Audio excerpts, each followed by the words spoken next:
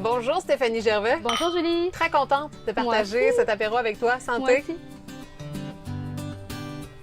L'été, la cour, la terrasse, est-ce que c'est synonyme d'écriture ou de lecture pour toi? Ah, les deux. Je dirais vraiment les deux. Je lis quand je veux vraiment me reposer. Quand j'ai moins d'énergie un petit peu, puis là, je veux juste me détendre, me divertir, me changer les idées. Et j'écris quand j'ai vraiment plus d'énergie, quand je sens que la créativité est là. Mais là, je saute sur mon ordinateur et là, j'écris. Mais que ce soit sur mon ordinateur ou sur dans un petit carnet, là, les deux, là, je peux faire ça l'été, c'est sûr. Alors, tu es écrivaine, enseignante, maman Oui. aussi. On peut le voir ici dans la cour. C'était quoi la bougie d'allumage pour l'écriture? En fait, là, j'étais en 3e année du primaire. Puis je m'en souviens comme si c'était hier. C'est un souvenir très, très net dans ma tête.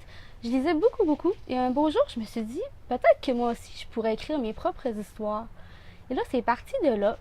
Je me souviens, il y avait un petit magasin général à mon école primaire où j'allais et on pouvait s'acheter des cahiers, des crayons, des gommes à effacer. Et j'ai demandé à ma mère ce matin-là, « Maman, est-ce que je peux avoir 2 $ pour m'acheter un cahier? » Elle dit « Oui, oui. » Elle dit « Pas de problème. » Elle m'a donné 2 $ et je suis allée m'acheter un beau cahier de feuilles lignées, là, tout relié.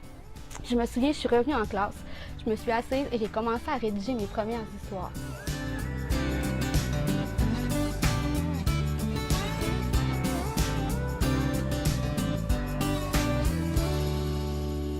Cette année, tu as publié Route 175, Ouais.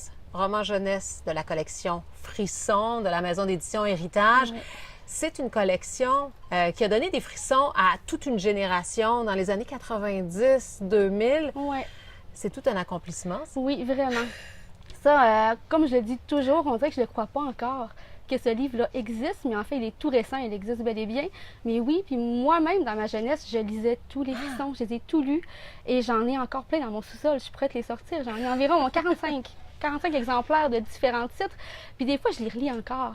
Puis je trouve ça vraiment exceptionnel parce que tous ces romans-là, ce sont des traductions.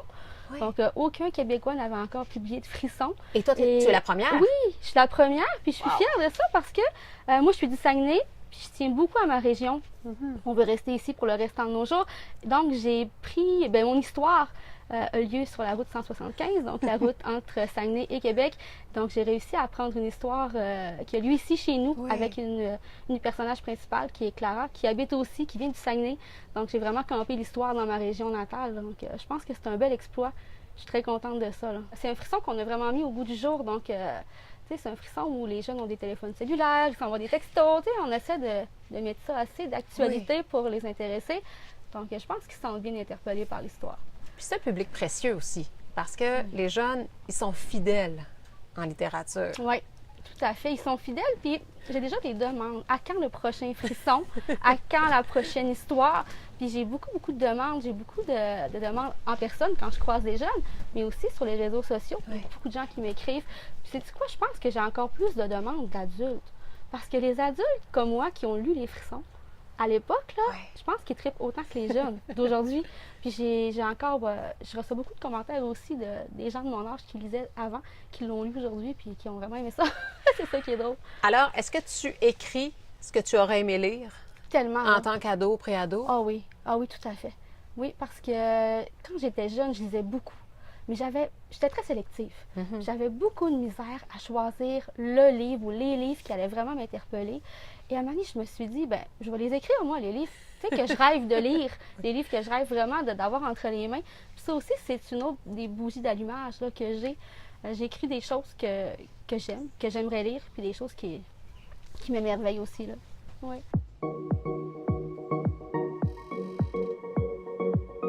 Et moi, je suis de nature très peureuse. Vraiment très peureuse. Puis j'ai une nature à me conter moi-même mes propres histoires, puis à me faire peur moi-même avec n'importe quoi, puis avec presque rien.